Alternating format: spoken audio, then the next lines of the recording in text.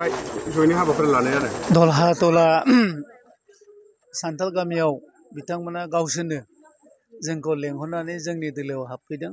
बिथांमोना जोंनि खामानि मावनाय दांनायखौ मोजां मोननानै थांनाय समाव जिहेतु गुबुन दोलोआव दंमोन, दा बिसोरो गासैबो ज' जादों जे साराय बोसोराव इउपिपिएल सरकार खुंनाया जे बहुत सान्थि फैदों, जौगादों आरो बयबो हारि माहारिखौ जे अनदों। जोंनि गाहाय मावफुं सोद्रोमा प्रमद बर'नि दैदेननाय आरो बिथांनि खामानि मावनाय, दा बिथांनि नाजानायजों गासैबो दिनै बे साराय बोसोराव गासैबो हारि माहारिया अनलायलायनायखौ जोङो नुनो मोन्दों आरो अनलायनाय गासैबो जों खालामलायदों।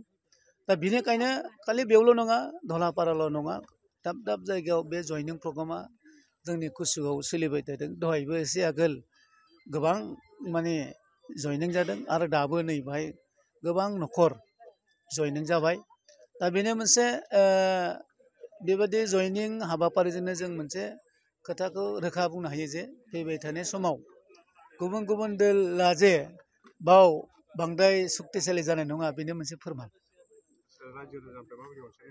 रायजो राजायाथ' दा जेरावखि थां इउपिपिएल होनबानो बिथांमोना जोंखौ जोबोद आदर खालामो आरो रायजो राजानि अननायजोंनो जों एबारबो देरहाबावगोन। आरो रायजो राजाया अनब्लासो मोनसे दोलोआ जौगायो आरो खामानि मावनो हायो।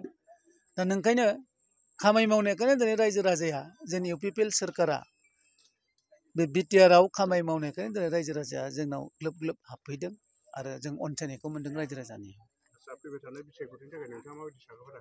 जोंथ' दा खामानि मावगासिनो दं। जों ब्लक कमिटि, बुथ कमिटि, गासैबो कमिटिफ्रा जों ओरैनो जिरायाखै, जों खामानि मावबाय थादों। अलमस्ट जों दा इलेक्सनखौसो नेदों, माला जायो।